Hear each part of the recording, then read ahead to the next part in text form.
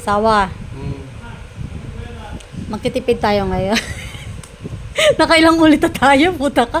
Anong trip mo eh. Gago, may side eye pa siya. Hindi, magtitipid tayo ngayon. Si success nga rin naman.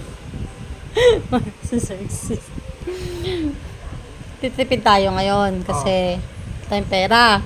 So dapat, ang pagkain lang natin. Titipid lang? Kung sasabihin walang pera. Marami tayong pera, sige. Hindi mali. Titipid lang tayo. Wala ka ng ibang sasabihin. Sige, tipid muna tayo lang. ngayon. Tipid muna tayo ngayon. Good. Tapos, dapat yung Wait lang, asawa! Dapat yung pagkain natin, worth 300 lang.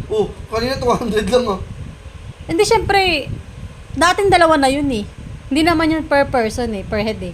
300 sa ating dalawa na. 250 to 300 lang dapat ang target natin.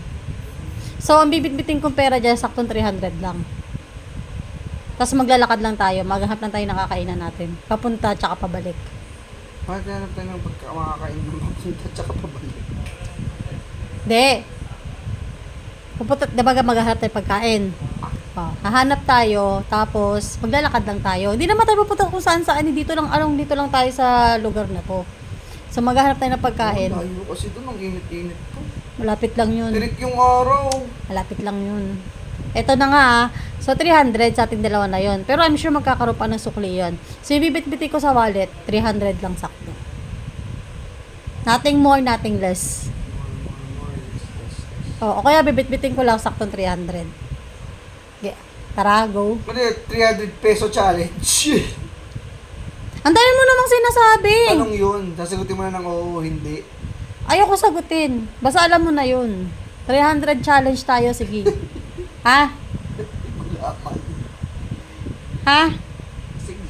Ano sige? Wala ka naman no choice. Sawa, ito paalala ko lang sa'yo. Ang kinakain ko lagi, ulam lang isa, tapos isa't kalahating rice. So usually, nag-range ang presyo ng ulam nasa 70, 80, plus 15,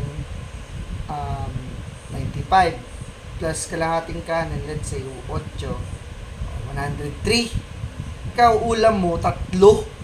Isda, 2 magkaibang klaseng gulay. Isa nga lang yung kanin. Pero 3 pa rin yung ulam mo. Kaya nga tatry nga natin yung 300 lang sa ating dalawa na eh. Dapat kasi nagtatanong ka, pwede kalahati lang. Tingnan natin mamaya kung paano mangyayari. Okay? Go na.